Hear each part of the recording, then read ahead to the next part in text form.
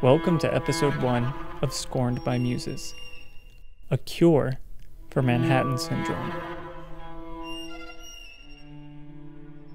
So there's this art critic, Sean Tatol, and he has this website called the Manhattan Art Review, and he recently published this thing called the Manhattan Syndrome, where he diagnoses this certain problem that he sees as sort of pernicious in the downtown art scene, which is basically this idea of cool. And Tatol is a friend, he's someone that I interviewed for a movie that I did. He's also, we did a Greenberg reading group together, and we do share certain sensibilities about art, but I think Sean has some serious shortcomings, and the main one is that he doesn't have a theory of history, or he doesn't have a good theory of history. And that's not Sean's fault per se, because in the present there's a profound lack of historical imagination. Most people think that history is just a series of facts which led to the present, but that's not really what history is. History is the present's interaction with the past. It's a theory of history, that how one imagines the past necessarily informs how they think they ought to act in the present. The thing that Tatol lacks is any sense of what the task of the present is, which really hinders his ability to criticize his object, which is this idea of coolness. And so he lacks any historical specificity for why the idea of cool ever became something that was valuable. One of the artists which Tatol sees as suffering from Manhattan Syndrome is Anna Rubin, so I went to go see her exhibition at Maxwell Graham Gallery. The exhibition consists of just 2 videos. Tatol says the show falls somewhat into signifying coolness to no evident purpose.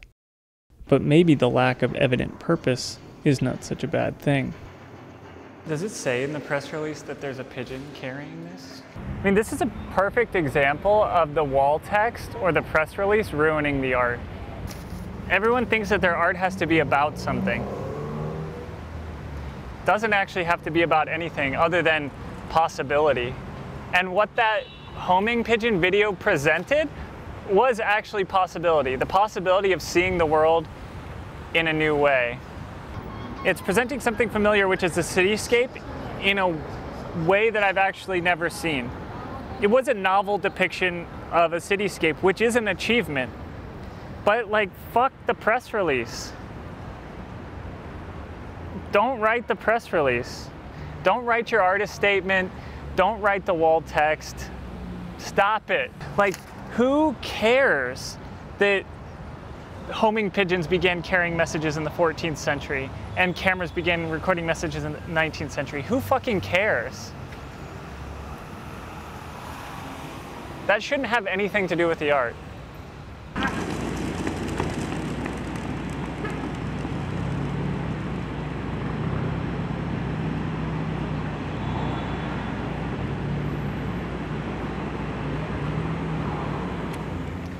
It's what is an aesthetic experience? That's a question, and for Kant, for example, an aesthetic experience is having some kind of sensuous encounter with the world for which you do not have a ready-made idea. But you should be able to walk into the gallery and have an aesthetic experience that doesn't rely on a discourse.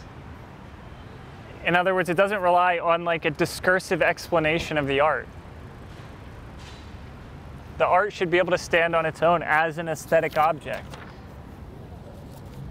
And actually, the explanation of the work undermines the work's aesthetic potency. That's what I would say. Tatol also described the work as aloof and negative, in the sense that both videos self-consciously negate the involvement of the viewer. It is aloof, but it's actually it should have been way more aloof. I don't know what Sean wants. He wants less aloofness. He wants to know what the fucking pigeon's name was or something. I don't know what he wants. Tatol's account of cool lacks an understanding of the historical specificity of the ascendancy of the value of cool. To be cool is to be detached, to not care, to not try. So why is coolness seen by so many as a virtue? It was not always cool to be cool. Coolness was a defense mechanism developed in response to a specific historical moment, namely the 1960s. The failure of the New Left to bring about substantive political change traumatized a generation of young radicals. The Students for a Democratic Society was the primary organization of the New Left in the United States. They had begun to build some political momentum, but in 1969 at their annual convention, a tremendous fight broke out. The members disagreed passionately about the direction of the organization, and the SDS ultimately broke into factions which eventually became irrelevant. In the 1970s, the singer Patti Smith described the mood of disillusionment that her generation experienced in the wake of the New Left's political failures. "I could not identify with the political movements any longer," she said. "All the manic activity in the streets, in trying to join them, I felt overwhelmed by yet another form of bureaucracy." Artists like Smith rejected the stifling bureaucratic collectivism of organizations like the SDS, opting instead for an individualistic kind of radicalism. As a result, they would no longer attempt to change the world. Instead, they watched the horrors unfold with a sense of cool detachment. Look, the people on the street are so neat. You know, they're so warm and like regular people. The problem that Tatol attempts to address but ultimately cannot grasp is that detachment 50 years on has lost a sense of its historical context. It has become merely the image of detachment, which is in fact undergirded by an intense attachment that threatens to tarnish that image. The contemporary attachment, however, is not an attachment to social or political transformation. It's an attachment to a reified sense of detachment, which attained a certain cultural cachet over the course of the 20th century. The artist has to look like she's not trying. But once you realize how hard she's trying to look like she's not trying, the illusion is destroyed. To try to be cool is to fail to be cool. But why would anyone want to be cool? That's what we need to examine. We only yearn to be cool because there's nothing left worth caring about. To overcome cool would mean that society and politics would once again have to give people a reason to care. And that's not something that's going to happen through art. Art can be nothing other than an expression of the society from which it is born. Modernism revealed humanity's profound capacity for meaning-making and for world-making.